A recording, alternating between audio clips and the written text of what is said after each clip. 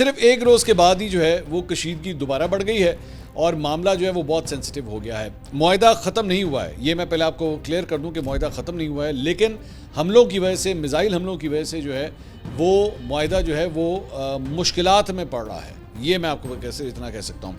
हुआ ये है कि इजरायली फ़ौज की जानिब से जनाब हमले किए गए हैं लबनान के ऊपर।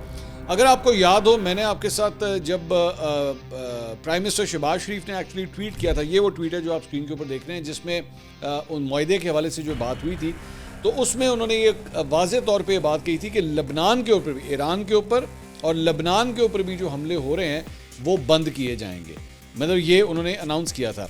लेकिन हुआ ये है कि इस सारी चीज़ के बाद ये जब मुआहिदा हुआ है तो लबनान के ऊपर जो है वो इजराइल की जानिब से शदीद बमबारी की गई है।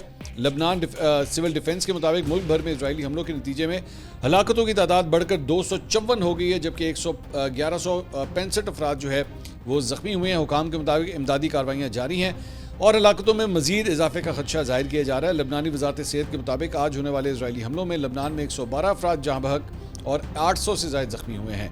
गैर मुल्की खबरसार एजेंसी के मुताबिक बैरूत में मुसलसल धमाकों से शहर जो है वो गूंज उठा और दारुल हुकूमत के मुख्तलिफ इलाकों से धुएं के बादल उठते दिखाई दिए।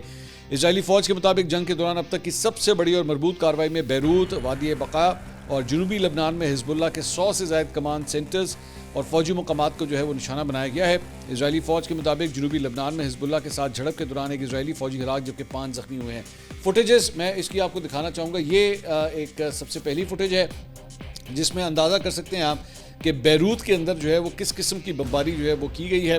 और ये मतलब एक कमर्शियल हब नज़र आ रहा है या रेजिडेंशियल अपार्टमेंट्स जो है वो नज़र आ रहे हैं और मुख्तलिफ एरियाज़ के अंदर जो है वो आप देख सकते हैं कि किस तरह जो है वो बमबारी की गई है और धुएं के बादल जो है वो उठते हुए दिखाई दे सकते हैं।